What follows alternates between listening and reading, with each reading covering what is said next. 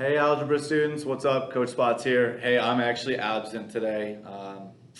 Obviously you can tell that since I'm not here in class with you and we have a substitute.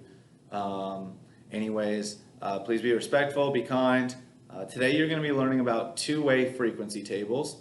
I'm doing my best to pre-teach this for you so that you guys will, at least while I'm absent, be able to take notes on it and kind of start working your way through the material. Okay, so to start, I just want to read off kind of what we have. A bivariate or two-way frequency table is often used with data from two different categories. Two-way frequency charts are made of cells, and the number in each cell is the frequency of things that fit both the row and column categories for the cell. So let me give you guys an example of that.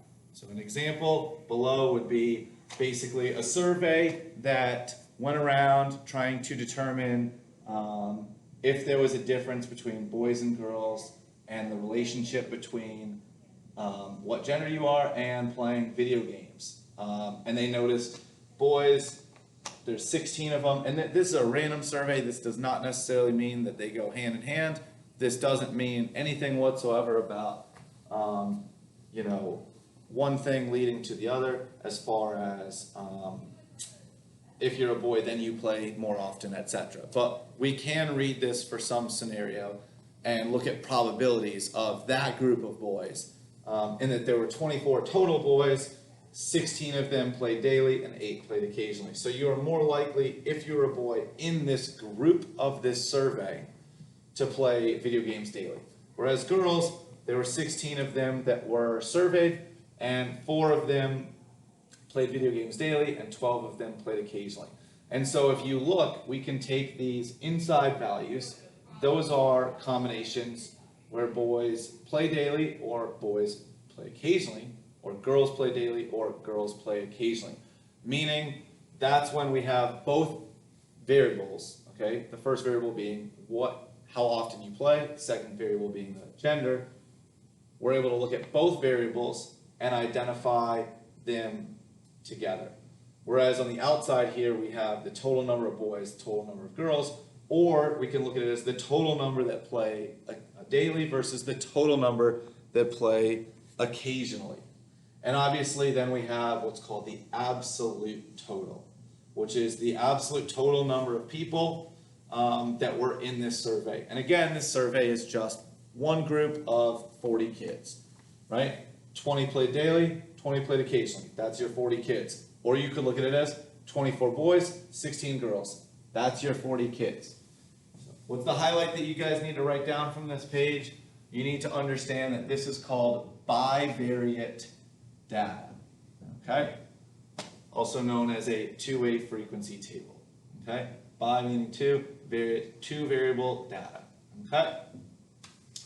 So let's talk about joint frequencies and marginal frequencies. I'm just going to kindly ask, if you're the substitute, if you'll just pause this right quick so that everyone can take notes on this and put it in their notes fully.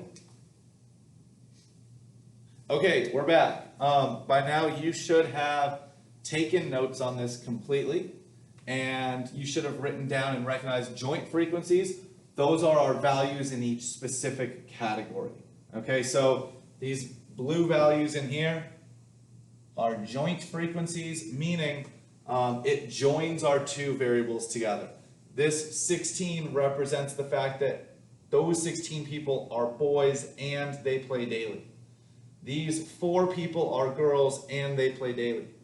These 12 people are girls that play occasionally. Here are the 8 boys that play occasionally. Notice I don't love this color combination because we use red for that, but anyways, that is joint frequencies, where it joins the two variables together. Marginal frequencies, let's see if we can get this in green. Those are the totals in each row or column. So that's like in the margins of the table, okay? Total of 20 people play daily, total of 20 people play occasionally, total of 24 boys, 16 girls. And if you look at the previous page, then we also had what was called an absolute total. All right? So, relative frequency tables can be shown in probabilities and percents. Let me make this clear. If it is a probability, that is a decimal. And then percentages are obviously up to 100, okay? So here is the original table from the survey that you should have copied in your notes already, all right? The way that we found our relative frequencies in decimals, which is probability, so this is the same table, it represents the same thing.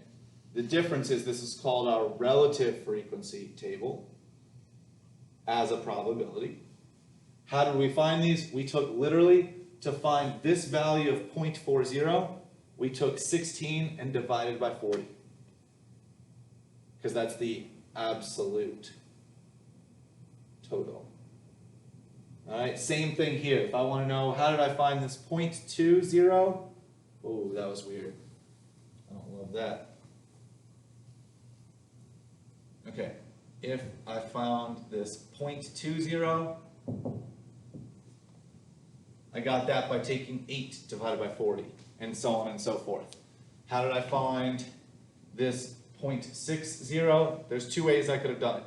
I could have added this and this, or I could have taken 24 and divided by 40. Notice when we get to this last column, that should be a 1 because that should be 40 divided by itself. Okay? And if you notice 0.5 plus 0.5 should add up to 1, 0.6 plus 0.4 should add up to 1, 0.2 plus 0.3 should add up to 0.5, 0.4 plus 0.1 should add up to 0.5. So this is a relative frequency table as a decimal. Okay?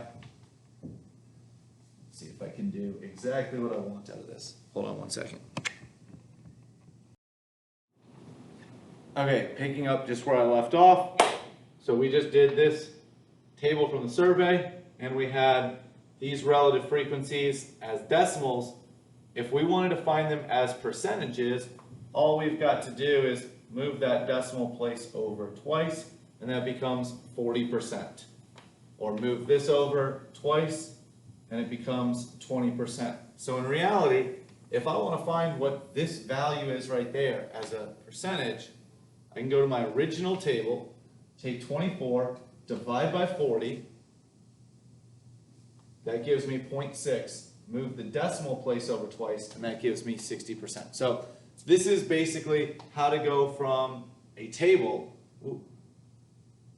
in a survey to our two types of relative frequency tables, whether we want the relative frequency table in decimals as a probability or as percentages. Either way, every single time through that, we are dividing by the absolute total. Okay, so let's go ahead and make a table of the joint and marginal frequencies. Okay, so here we've got this, and in fact, we want this to be, it says round to the nearest hundredth. We're going to say joint and marginal relative. That word needed to be in there. And then we're going to say as a probability. So when you do this as a probability, you need to know that we are taking them as percentages, or sorry, as decimals. Okay? So this first one, first off, there's 100 total. Well, this is going to be really easy to divide everything through by 100. We should be able to divide by 100 pretty easily. 12 divided by 100 would be 0.12. 21 divided by 100 is 0.21. When you add that together, you get 0.33, which is what this would have been had you divided by 100. Okay? Chorus, 15 out of 100, 0.15. Okay? 17 out of 100, 0.17. 0.32. Okay? Last one, yearbook, 28, so 0.28. 0.07, 0.35. Okay? Again, we can add these up, or we can just look at the margin values. That's 55 and 45. So we've got 0.55, 0.45, and it should all add up. Okay? If you need another minute, you can pause this up here. And then if you need another minute, you can pause the video with it right there so you can see everything written out. Okay? All right, so now let's make a table of the joint and marginal relative frequencies in percentages. So why don't you pause right now so you can copy that down. All right, you're back. You should have copied that down. Now I want you to pause again, pause the video again, and then calculate this yourself, okay? You should be able to calculate this yourself now. All right, you should be back just to show you how I would come up with the value in this specific box. I would take 5, I would divide by 80, okay, whatever that ends up being. Let me whip out this calculator right here, okay? 5 divided by 80 is 0.0625, and then I'm going to move the decimal over twice, and that's going to be 6.25%. So I'm just going to write that right there, 6.25%. Okay? It says round to the nearest hundredth. That's good. That's what I went to. All right, so the next one, 20 divided by 80. So if I want to go 20 divided by 80, I know that that's 0.25, and then that becomes 25.0%. That should be 25%. So what is this going to become? I could either divide by 25 by 80 and then move the decimal place, or I could just add these up. 31.25%. Okay. Now let's do this one. 37 divided by 80, and then move the decimal place over twice, 46.25%. 18 divided by 80, move the decimal place over twice, 22.5%. Add those together. What is that? 68.75%. Do me a favor, add 68.75 to 31.25, and you should get exactly 100%. In fact, we could add these two up, and we get 52.5%. Add these two up, 47.5%, and guess what? That also adds up to 100%. So this is how we do, so in the last question, boom, we showed you how to find a joint and marginal relative frequency table as a probability, and our probabilities are as a decimal, and then as a percentage. And percentages can still have decimals at the end, okay? It just means we have taken what was our probability and moved the decimal place over twice. No different than if we had multiplied by 100 there, okay? All right. I want you guys to do this. Boom. Okay, so there's 3 different types of relative frequencies. So we're going to get into this at the end. Okay, so frequency table below shows the results of a poll of 80 randomly selected high school students who were asked if they prefer math or English. Go ahead and pause it and copy down this table completely, because you're going to need this table in your notes for the rest of this question. Okay, and you should be back with me now. Go ahead and pause this again here so that you can take notes on all of these statements. Just go ahead and write the question out so that we can go through this one by one once you have them all done. All right, I'm going to pause this. Why don't you guys pause this as well? All right, we're back. Let's go one question at a time. So this first question, what is the probability a student polled was in the 9th grade? So we're looking at all students, total students. What is the probability a student polled was in the 9th grade? So we're looking at total number of 9th graders, divided by total number of students. All right, and that is the math here. Because they use the word probability, we are looking to answer this with that decimal that it would have been. Okay, so 22 divided by 80 is 0.275. And if they ask for it to be rounded to the nearest hundredth, I think we would end up saying 0.28. Okay, that's what it would be if it was rounded to the nearest hundredth. Okay? What type of frequency is this?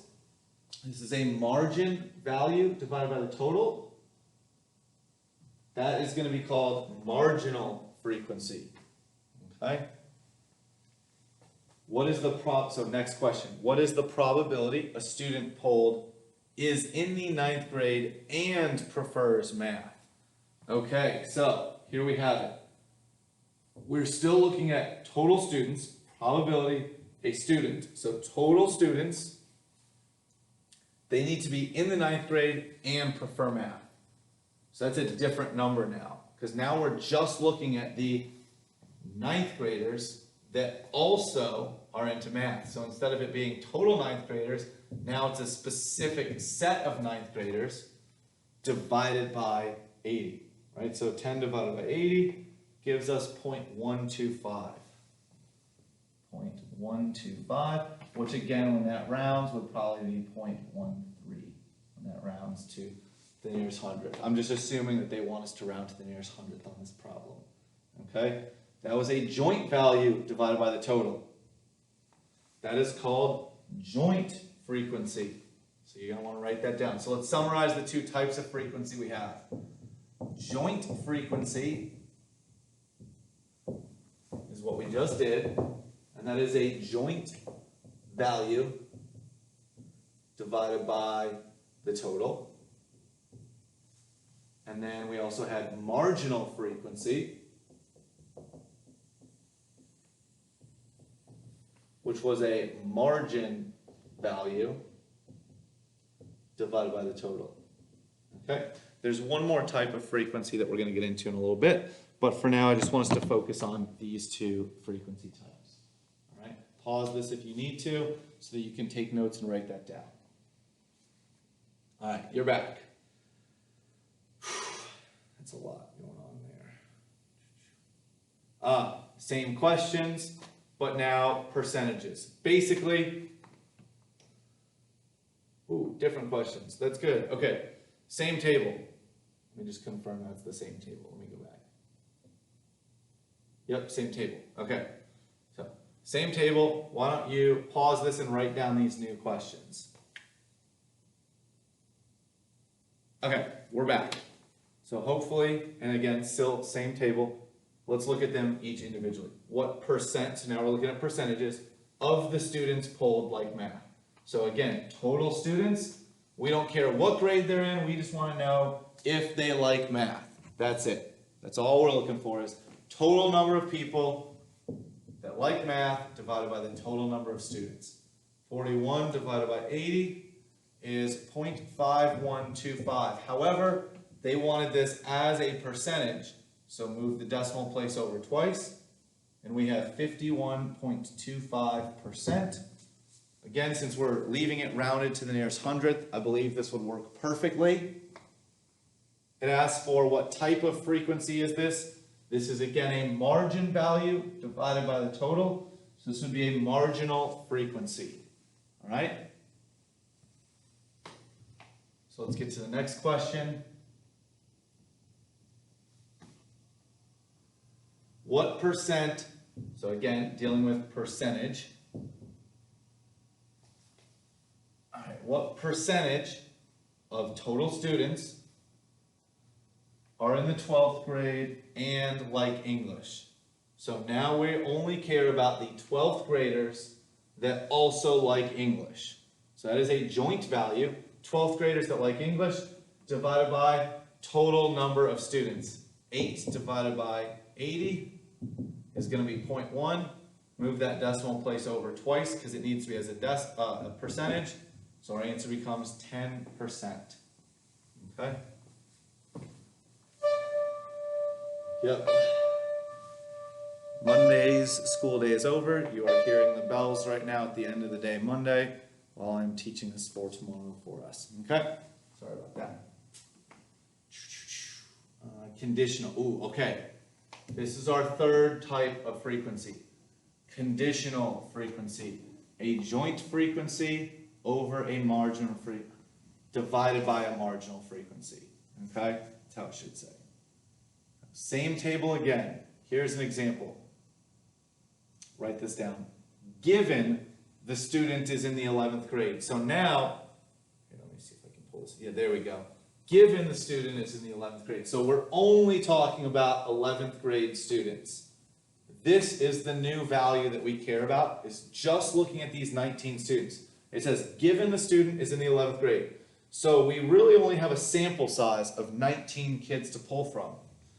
Then the question begins. So we already know we're going to be dividing by 19, but here's the question. What is the probability they like math? So we're just looking at these 11 kids that are in the 11th grade that like math out of the total 19 kids in the 11th grade. And that's all we're doing, okay? So if we did 11 divided by 19, we get 0.58 when it's rounded. So we would say this is our decimal because it asks for the probability. This type of relative frequency is called conditional, okay? Let's give you another example real quick. Notice the wording again. Here we go. Of the students that like English, meaning we're only looking at the English students, only looking at all of these students that like English. So 39 is the total number of students we're looking at. Of the students that like English, what percent are in the 10th grade? So now we're saying, I just care about these 11 kids that are in the 10th grade and like English out of the 39 students that like English. So 11 divided by 39. And it said to make this a percentage. So 28.21% after it is rounded to the nearest hundredth. Okay? And that's actually everything I wanted to teach you guys. So you're now going to start your work on your Delta Math homework. All right?